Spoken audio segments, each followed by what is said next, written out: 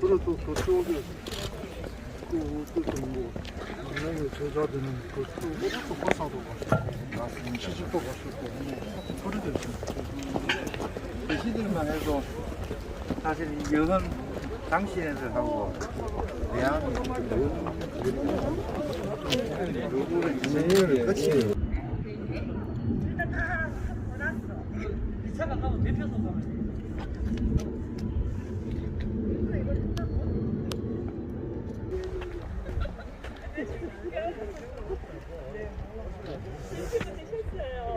주들이 현장께서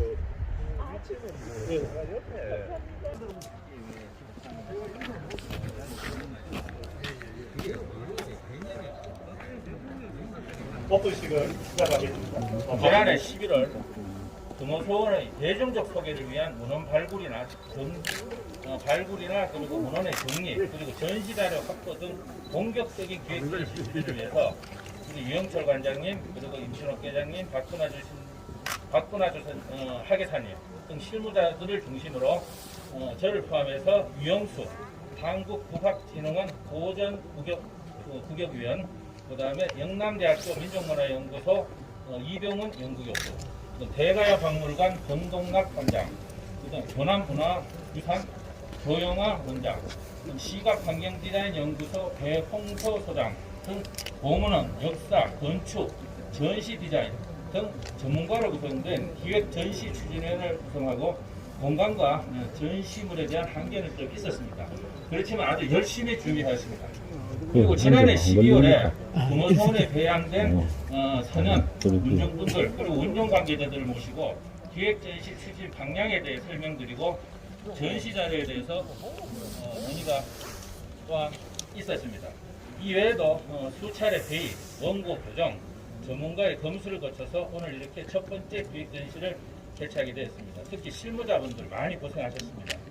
이번 금호소원 기획 전시를 통해서 금호소원의 역사성과 문화를 정립시키는 계기가 되기를 바라옵고 이러한 기획 전시를 주관할 수 있는 구미 성리학 역사관이 구미 지역의 역사와 문화를 재조명하는 역사박물관으로 자리매김할 수 있다는 걸 저는 확신합니다.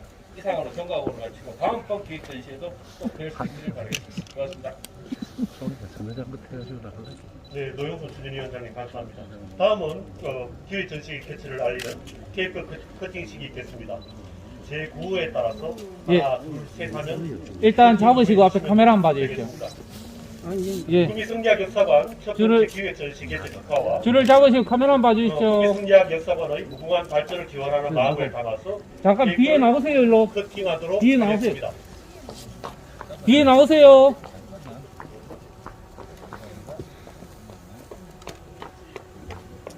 안쪽으로 조금만 더 당기십시오. 그 마디를 안 잡으셔도 됩니다.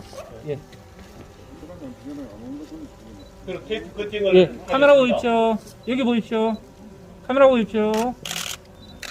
여기 보십시오. 카메라 보십시오. 카메라 보십시오. 자, 커팅을 하겠습니다. 하나, 둘, 셋. 예, 박수 한번 같이 쳐주십시오. 네, 감사합니다. 잠시 기념 촬영이 있겠습니다.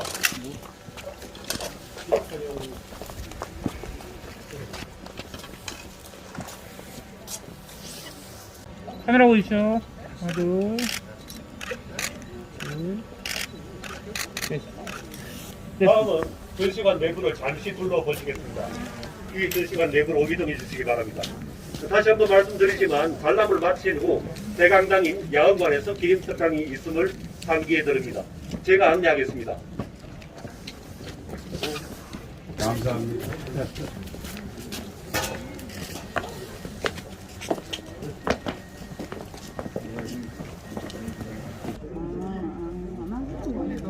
대부분의 수능 철폐력으로 인해서 폐출되었습니다만은 전국에 47개의 서원과 사후가 폐출되지 않고 남았는데 구미에서는 바로 금호서원이 그러한 서원이 되겠습니다. 그래서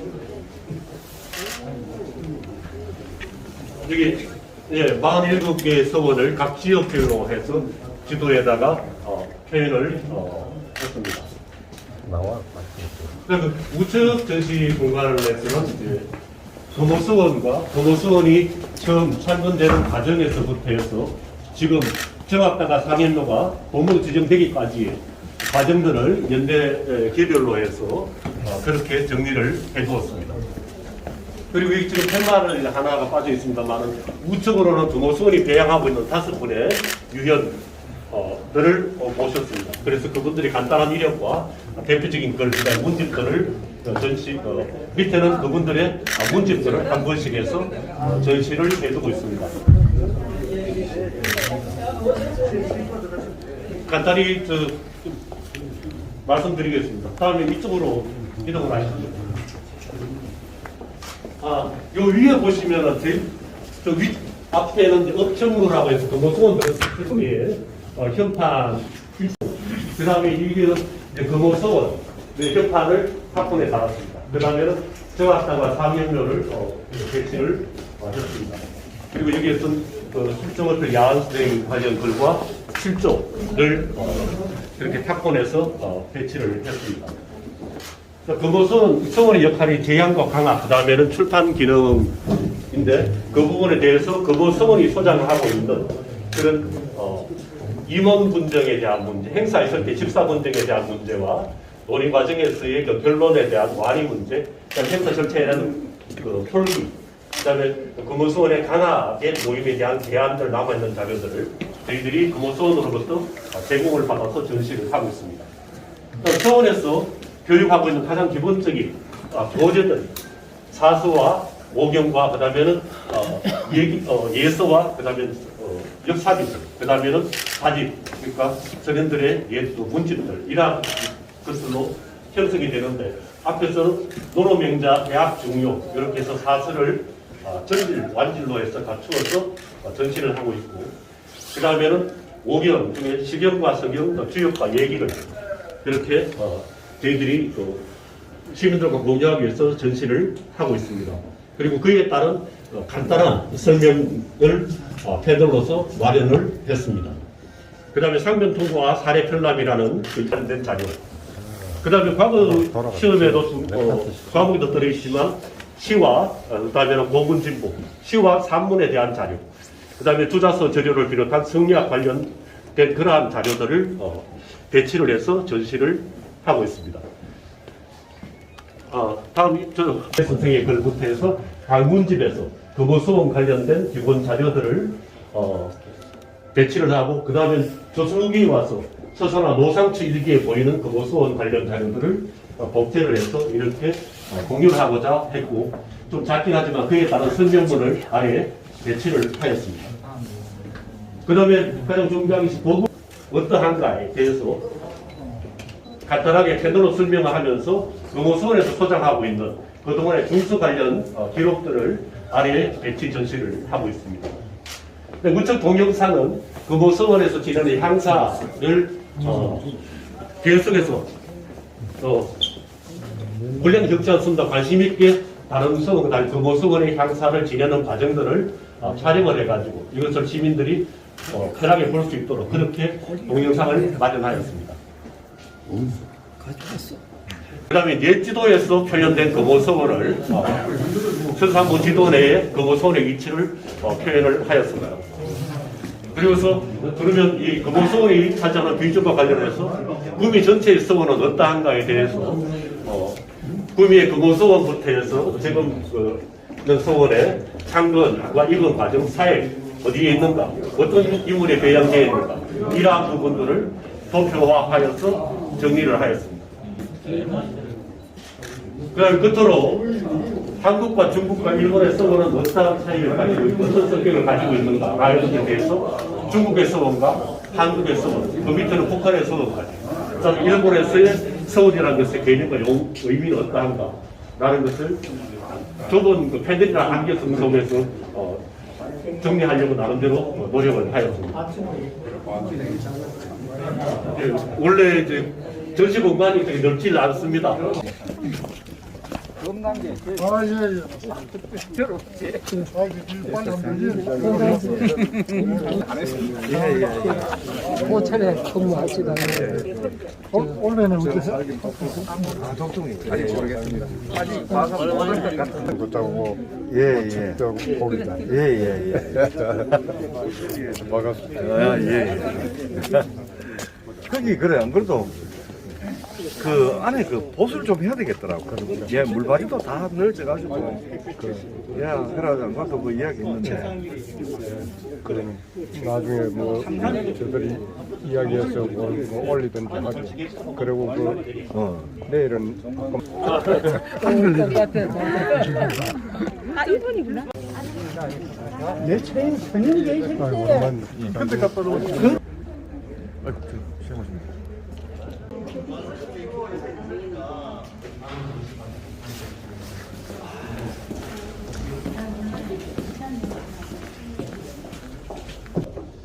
구미시의회 김재산 의장님 오셨습니다. 예, 전국 유족분들 햇빛김치 종중의 규라수 회장님 오셨습니다. 인성김치 종중의 김철수 종중 회장님 오셨습니다. 해주정시 종중의 정상열 선생님 오셨습니다. 이동강시 종중의 장세용 회장님 오셨습니다. 금호선의 제휴사이신 유해봉 선생님 오셨습니다. 금호선 운영위원이신 김규덕 선생님 오셨습니다. 선산유림의 정화봉 선생님 오셨습니다. 대한농민의 구미시지회 최경호 회장님 오셨습니다. 동락서원의 장재희 원장님 오셨습니다. 오람서원의 김기탁 원장님 오셨습니다. 국인계 장병홍 회장님 오셨습니다. 경남계 김종목 선생님 오셨습니다. 북천계 김진교 선생님 자리하셨습니다. 다음 분 중에 모든 어르신들 참석하시고 우리 구미의 유교 문화에 대한 각별한 애정을 가지신 많은 분들의 모습에 대해서 깊이 감사를 드립니다. 그래서 지금 제 인사가 모르겠습니다. 늘 건강하십시오. 우리 성냥 역사관도 작년 가을에 문을 열고 작은아마 시민들에게 마음의 안식처가 되고 있습니다. 이런 때 마침 우리 서울이 저녁때문에 가는 날에 보물로 지금 큰 경사를 맞았습니다. 사실 불교 문화는 보물이나 국보가 되어 있습니다만 우리 유교 문화는 사실 처음 지정되기 때문에 그런 의미에서 우리 구미가 가지고 있는 그동안 소홀했던 유교 문화의 큰 정신적인 뿌리가 인정받을 수 있는 큰 길이 열렸다 이렇게 보십니다. 그동안 500년 이상 이 지역을 지켜오면서 정신문화의 뿌리를 지켜주신 모든 어르신들, 우리들께서 이제 저렇게 인정받을 수 있고 또 나아가서 앞으로 또 뜻을 펼칠 수 있도록 할 수 있는 기반이 바로 금호선의 상현대와 정학당의 보물 지정이고 또 우리 성냥 역사관이 중요한 역할을 할 것이라고 약속을 드리겠습니다. 오늘 김재상으로 시의회 의장님도 오셨고 사실 우리 유교의 많은 유산들이 제대로 관리가 잘 안 되고 있습니다. 여기 대해서 의회 차원에서 많은 좀 관심을 가져주시기를 부탁을 드리겠습니다. 또 어르신들께서도 각 문중의 현안들이 많으실 것이라고 잘 알고 있습니다. 그런 문제들은 의회와 의논을 또 잘 하도록 노력을 하겠습니다. 우리 노인 회장님도 늦게 나오시고 각 문중의 어르신들 한 분 한 분들에게 감사 인사를 드리면서 오늘 또 강의를 또 맡아주시는 우리 김학수 교수님은 각별히 또 이 지역의 우리 유교 문화에 대해서 정말 잘 알고 계시고 그들에게 많은 도움을 주시는 분들 강의를 주셨습니다. 감사드립니다. 그리고 이 행사 전체 주관해 주시는 우리 노영순 이사장님께도 감사드립니다. 모든 분들이 올 한 해 큰 가정 행운이 있으시길 바라겠습니다. 감사합니다.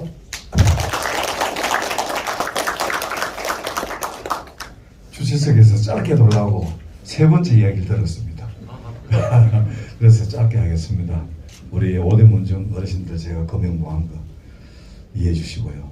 하여튼 성리학 역사박물관, 우리 시민이나 또 우리 의회, 또 시장님을 비롯한 지금 아마 관심이 굉장히 높은 걸로 알고 있습니다.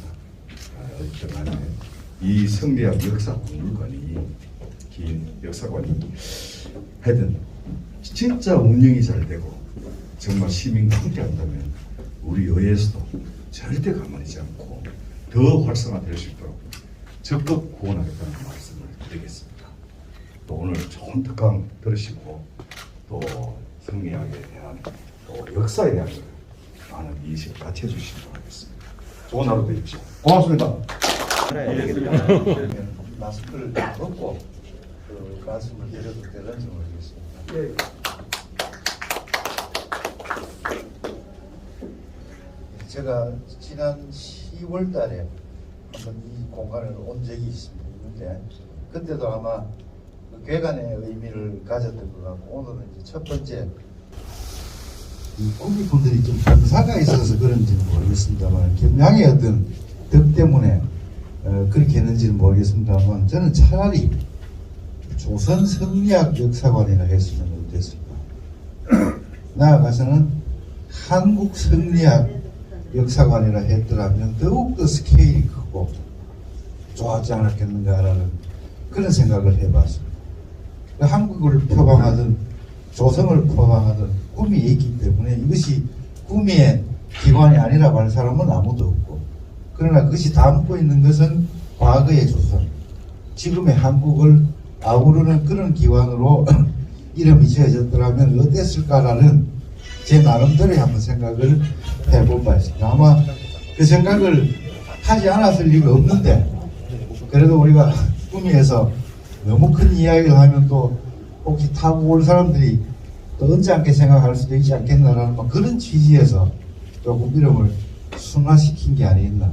이름은 정작 그렇게 되었다 할지라도 앞으로 이 꿈이 성리학 역사관이 표방하는 바는 한국을 넘고 과거의 조선을 안는 것은 말할 것도 없고 정말 이제는 야헌이든 송당이든 여헌을 안고 조금 글로벌한 마인드를 가지고 진행이 돼야 되지 않겠습니까?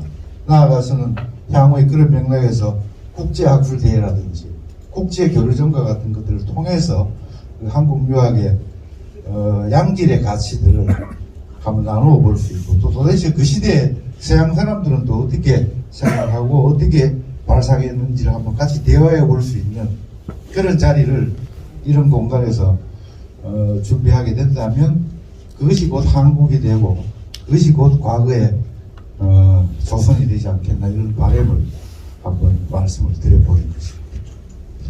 제가 이 공간에 이제 두 번째 자리에 이렇게 서고 또 뭐 이렇게 그 공부가 이렇게 충분히 되지 않는 상태에서 무슨 말을 하려니까 말이 참 어색하고 그렇습니다만은 제가 이제 구체적인 어떤 내용보다는 조금 이제 기대, 바람 이런 걸 중심으로 해서 한번 말씀을 드리겠습니다. 우리가 많은 분들이 서원이라고 하면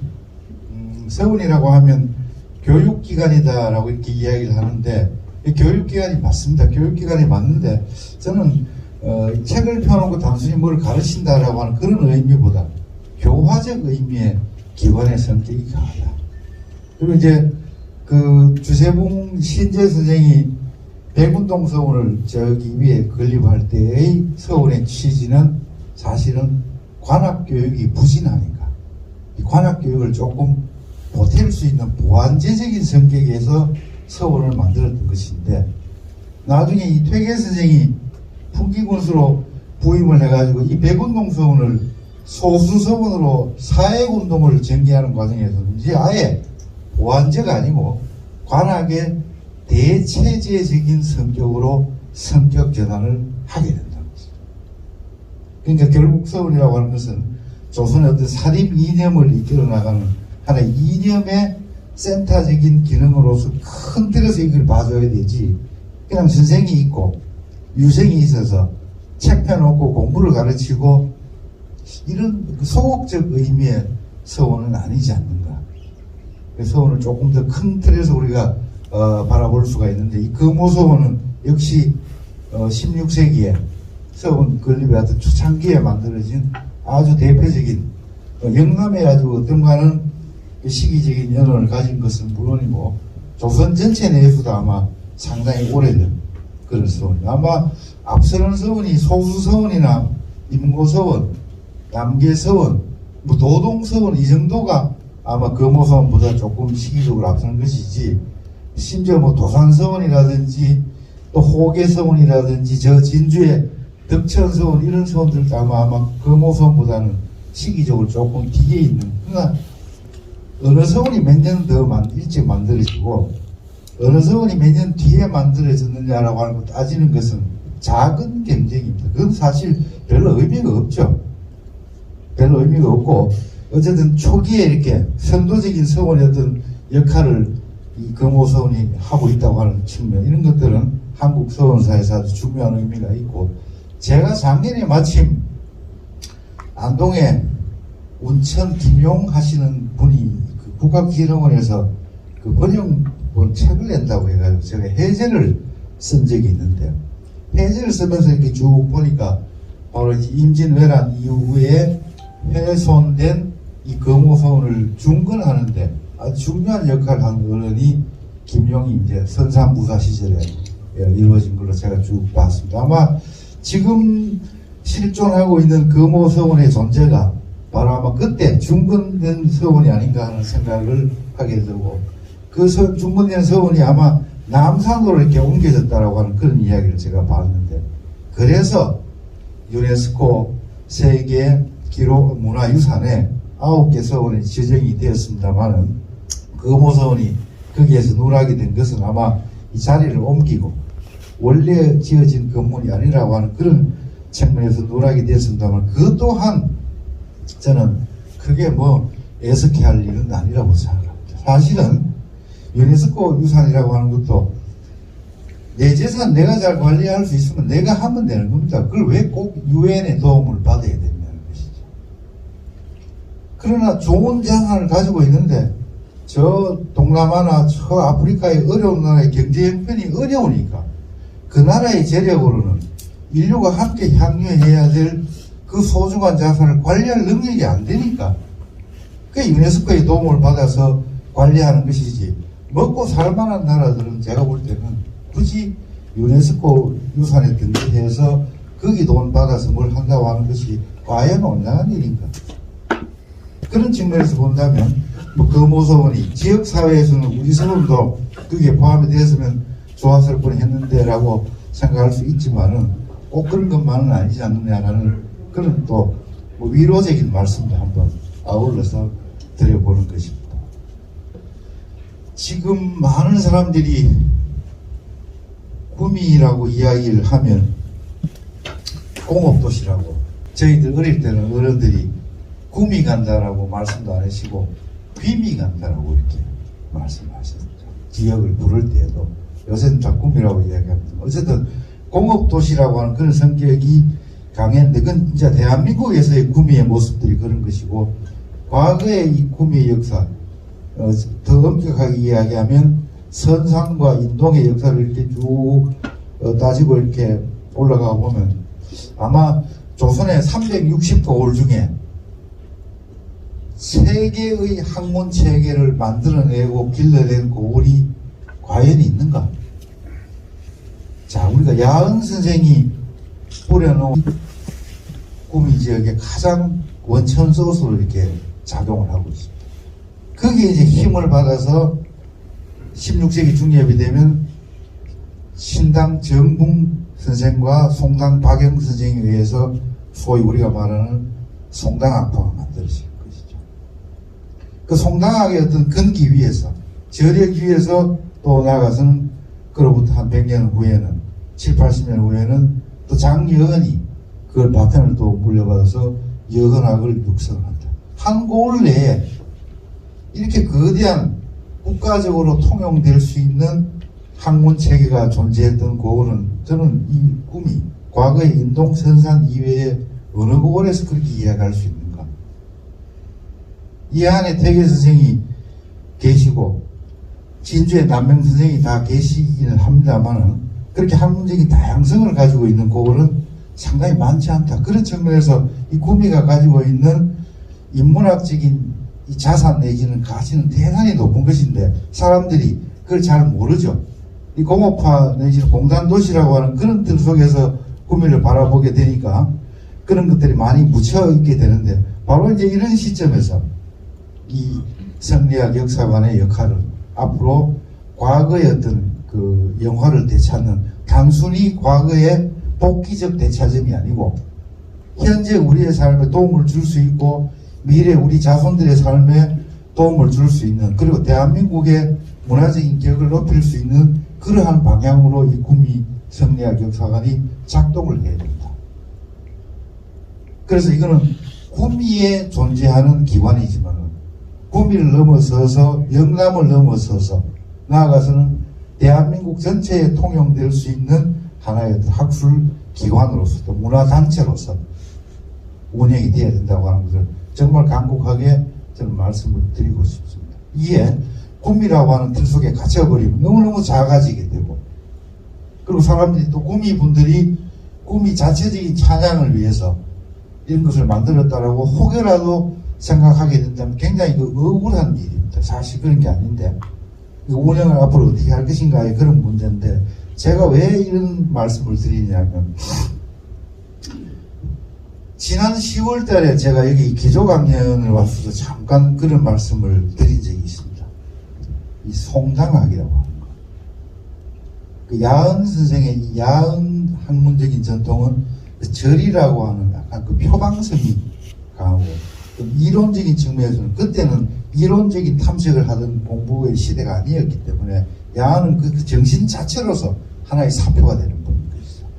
그 맥락에서 이제 소위 공부하는 그룹으로서 스쿨 개념으로서 송당학이 형성이 되는데 이 송당학파가 퇴계서정으로부터는 조금 비난도 받았습니다.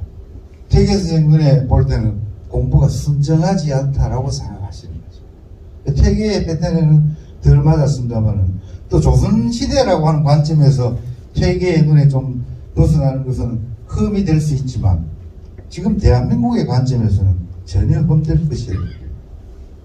누구나 다 학문적인 관점에서 편안하게 연구를 할 수 있는데 어쨌든 이 송당학이 송당 박영 선생을 중심으로 해서 선산 인동 지역을 하나의 중요한 학문적인 토대로 만들어 나가게 되는데 거기에 가장 대표적인 제자가 누구냐 하면 호남 유학의 상징으로 일컬어지는 일제이항이라는 분이 있습니다. 조선 유학사에서 호남의 북부 지역 최고의 유자를 꼽자면 일제이항을 꼽고 호남의 남쪽 지역의 최고의 학자를 꼽으라면 고봉기대성을 꼽는데 바로 북부 지역 최고 유학자라고 꼽히는 일제이항이 바로 송당 선생의 수문입니다. 그러니까 이 선산의 학문 체계가 저 전라도 태인으로까지 수출이 돼서 호남 유학을 진흥을 시킵니다. 이 역할을 구미에서 해왔다고 하는 것은 앞으로의 우리의 사업의 방향도 이 기관이 지향해야 될 방향도 그러한 측면으로 저는 지향을 해야 될 충분한 소스를 가지고 있다고 생각하는 것이죠. 또 송당학의 중요한 제자 중에 한 사람이 야천 박소라는 분이 있어요. 이 야천 박소 선생은 합천 원래 서울분인데 이 정치적인 실행기의 외가 합천입니다. 합천 야로면이에요.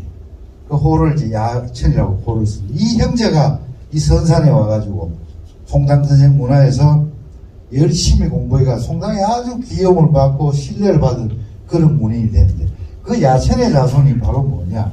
조선 후기에 조선의 정치, 경제, 사회, 문화 전체를 들었다 놨다라고 했던 반남박 시집안입니다.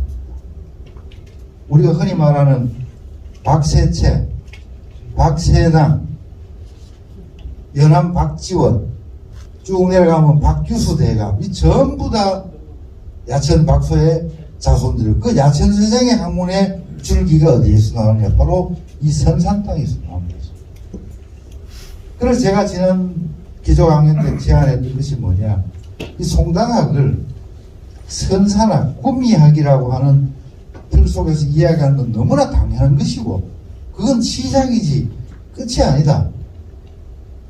다음 단계, 그 다음 단계로 나아갈 때 것은 이 송당학적 요소가 조선 후기에 조선이라고 하는 국가의 경영에 어떤 지적 영향을 미쳤는가를 연구하고 분석하는 것이 진짜 송당학을 현창하는 겁니다.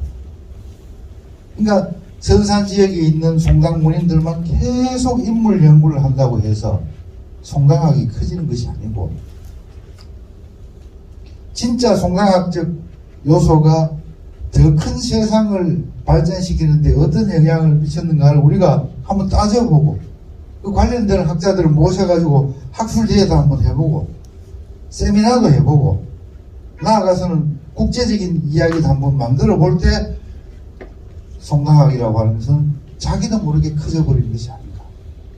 이런 관점에서 우리가 이 구미 성리학 역사관이 운영이 되고 지향을 해 나가게 된다면, 그거는 구미만의 영광이 아니고 대한민국 학술사적인 측면에서도 상당히 기여하는 바가 저는 크다고 생각합니다. 그리고 이 또 송당학이 가지고 있는 실용, 실천적인 요소들, 굉장히 그런 부분들, 보통 우리가 저희도 이 선생을 하다 보면 그 선생이라고 연구한다라고 하는 그런 관점 속에서 맨날 살다 보면 애가 학교를 가는지 뭐 가정 살림은 어떻게 되는지 그건 나하고 전혀 관계없다고 생각하고 사는 경우가 많습니다. 그게 결코 나하고 관계없는 것이 아닌데 마치 그런데 관심이 없어야만이 더 학자인 것처럼 착각하게 되는 경우가 들어 있습니다. 이게 지금 저 같은 현대를 사는 사람한테도 그런 경향이 있는데, 이 조선시대 학문 체계로 이렇게 떠보면 이 지적 탐색에 너무 골몰하다 보면 그 지식적 틀 속에 있지 않은 사람들에 대한 관심이 상대적으로 적어지게 되죠. 그러니까 배움이라고 하는 것은 행하는 데 궁극적인 지향이 있고, 그 행함의 대상이 넓어질 때 그 의미가 더 큰 것인데, 이 학문이 어떤 측면에서는 공부하는 사람들만의, 식자들만의 논리 속으로 이렇게 가두어져 버린 측면이 매우 강한데, 또 조선 유학 사회도 그런 측면들을 가진 학문적인 요소가 적지 않게 있었는데, 송당학은 그런 측면에서 보면 차하계층, 조금 더 많은 사람들, 조금 높은 위치에서 조금 더 넓게 조망하고자 했던 그런 면이 있습니다. 특히 의학적인 부분.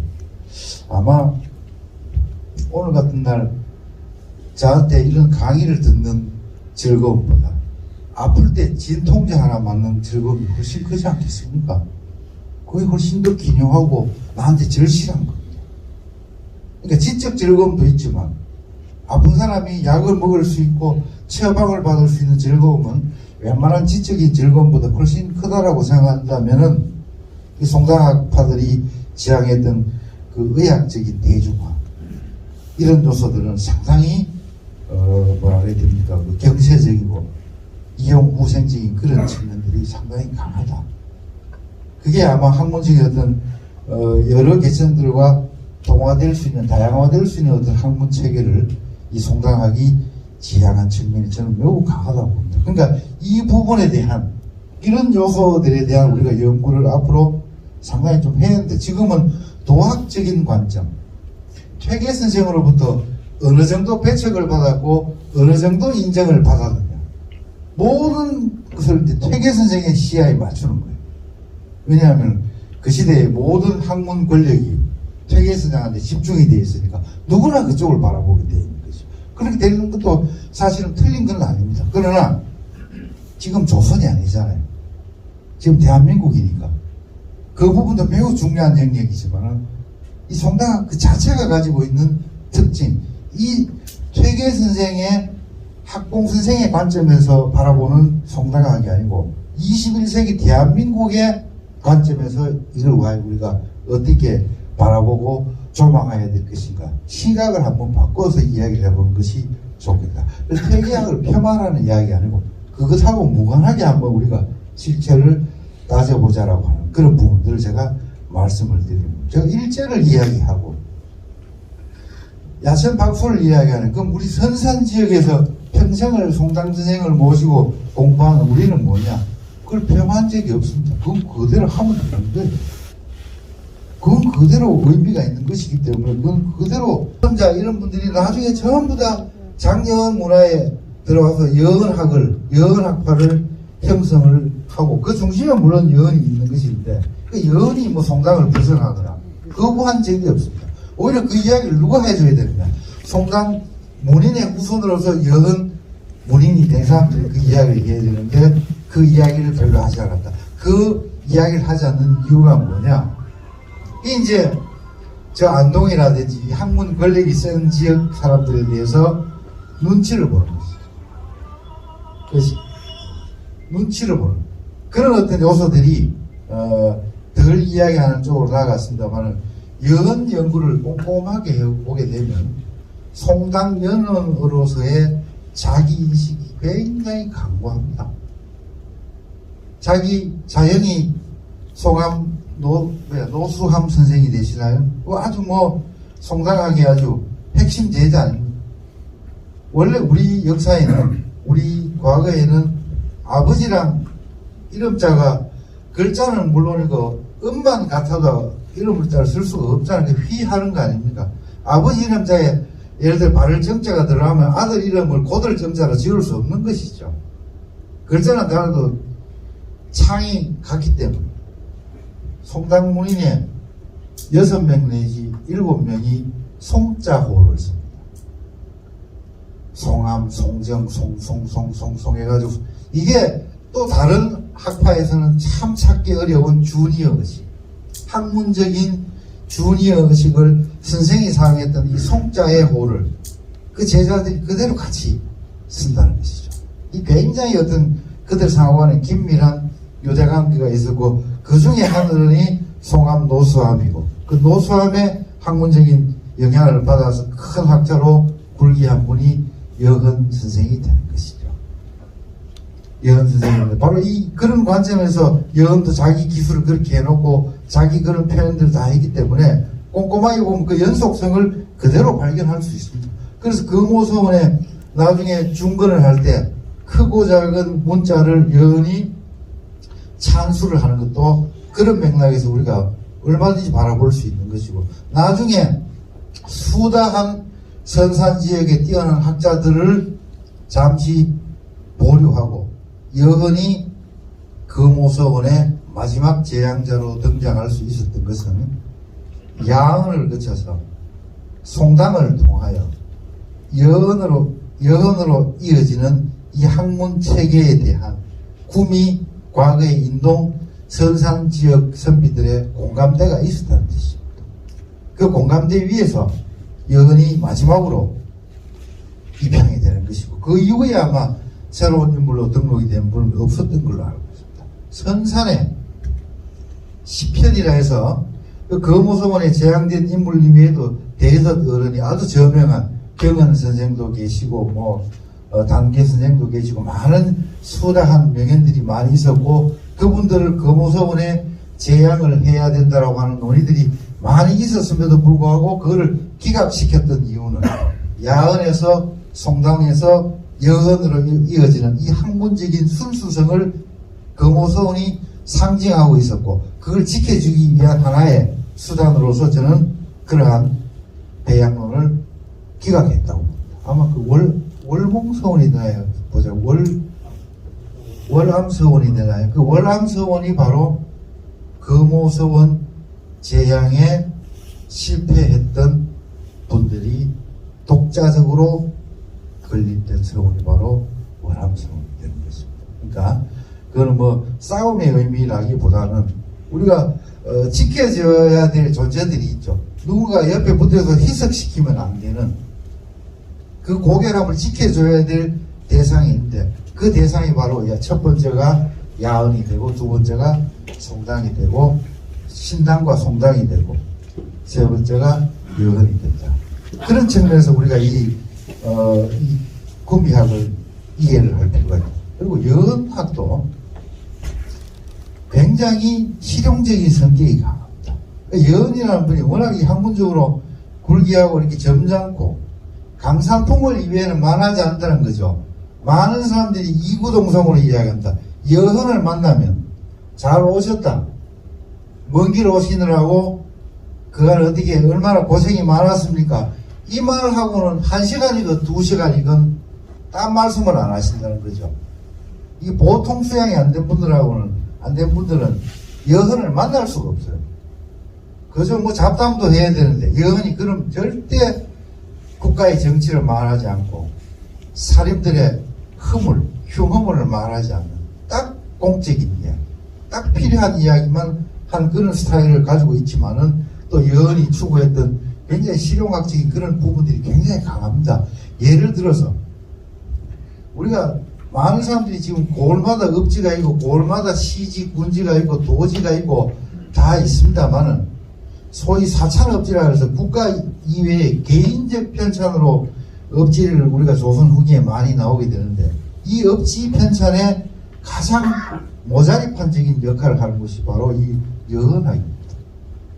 여헌이 신아무개를 통해서 의성업지를 만들게 하고 장아무개를 통해서 옥산지, 농업지를 만들게 하고 또 누구를 통해서 경산지, 성주업지를 만들게 하고 또 누구를 통해서 양양지, 예천업지를 만들게 하고 또 누구를 통해서 경주에 서학지를 만들게 하고 또 정아무개를 통해 함양에 칠령지를 만들게 하고 다양한 자기 영역에 대한 실질적인 데이터 작업을 여헌의 명예에서 하게 되는 것입니다.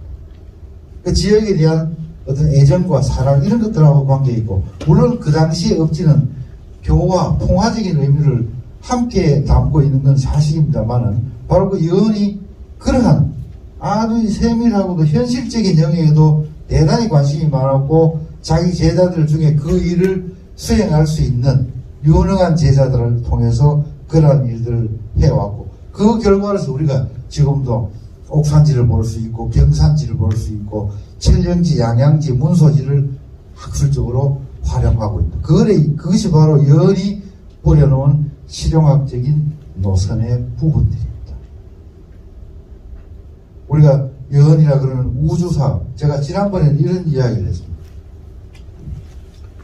요새 교수들은 뭐 누가 하자는 대로 연구 다 하는 거예요.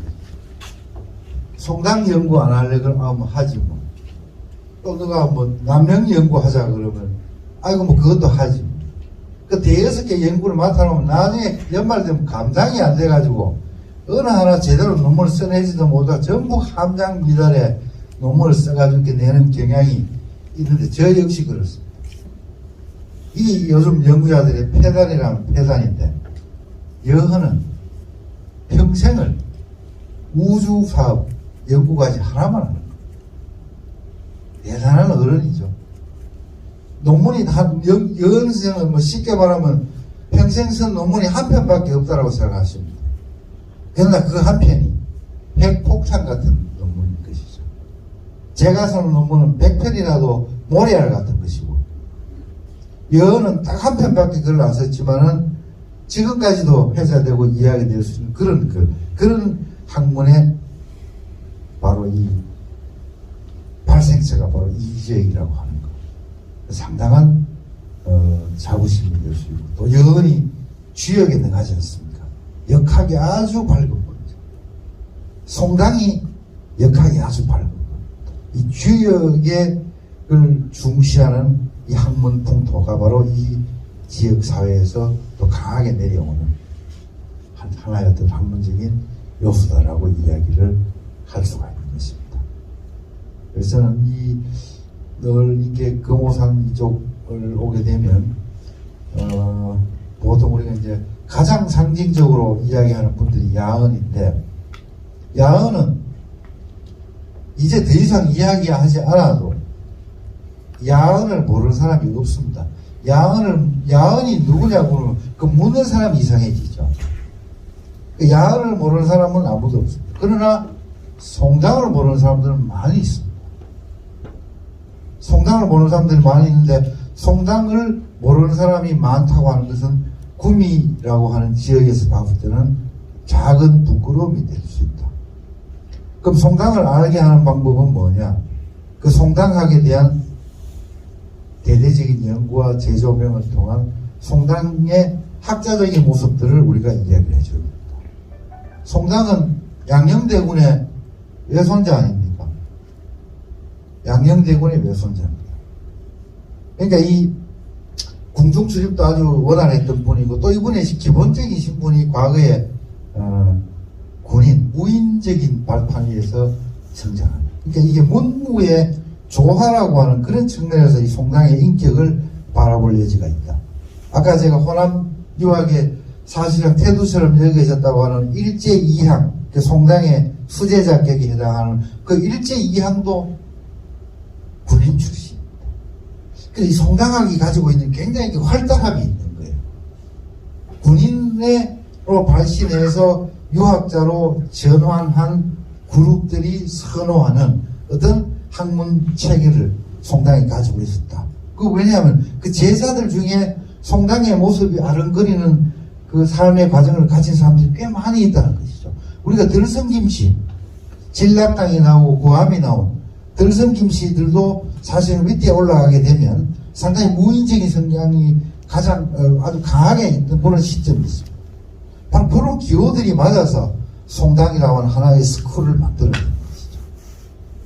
이런 부분들도 우리가 아울러서 앞으로 우리가 연구를 할 때에는 정말 그 디테일한 때까지 대충 이렇게 스킵 해가지고 넘어갔던 그런 부분들을 조금 정말 세밀하게 한번 연구를 하게 된다면 한국 유학사, 조선 유학사는 훨씬 더 풍부해질 수 있고 또 구미 성리학 역사관의 존재 가치는 훨씬 더 고양될 수 있다라고 생각합니다. 그 구미학, 성산학 또는 인동학의 과거적인 센터가 금호서원이었다면 지금은 이제 대한민국 21세기 대한민국은 구미 성리학 역사관이 그런 일을 저는 해야 된다라고 생각하고 그 꼭지를 우리 시장님이 따셨기 때문에 이제 그 꼭지를 딴 바탕 위에서 도저하게 잘 운행이 될 수 있도록 모든 사람들이 지역에 계신 어른들은 물론이고 저희 같은 연구자들도 함께 힘을 합쳐서 뭐 어떤 이해관계가 없습니다. 학술 분야에 다른 이해관계가 없이 단박하게 우리가 이렇게 접근을 하게 된다면 정말 좋은 결과를 낼 수 있지 않겠나 하는 생각합니다. 그리고 또 여기에 아까 제가 들성김씨만 이야기했습니다. 우리 뭐 안강노시라 그러기도 하고 경주노시라 그러기도 합니다만 참 또 우리 이 구미 지역 유학사에서 빼놓을 수 없는 그런 시족이죠. 그 송암수정의 그 아래 때 그 많은 그 형제들이 많습니다만 전부 다 저마다의 자기 역할을 하고 경암 등 또 그 형제 사촌 그리고 요즘도 그 노상추일기라 해가지고 학계에 아주 핫 이슈가 돼 있는 또 노상추일기라는 다 유명한 또 명저술이 또한 이 구미 지역에서 만들어졌습니다. 그러니까 이 지적인 생산활동이 끊임없이 이어졌다고 하는 거죠. 그러니까 송당학을 연구한다라고 해서 16세기 중반만 연구할 게 아니고 그 여매까지도 우리 꾸준히 추적해서 이야기를 하게 된다면 구미가 가지고 있는 학술 문화적인 이 자산의 가치는 팽창할 수 있다.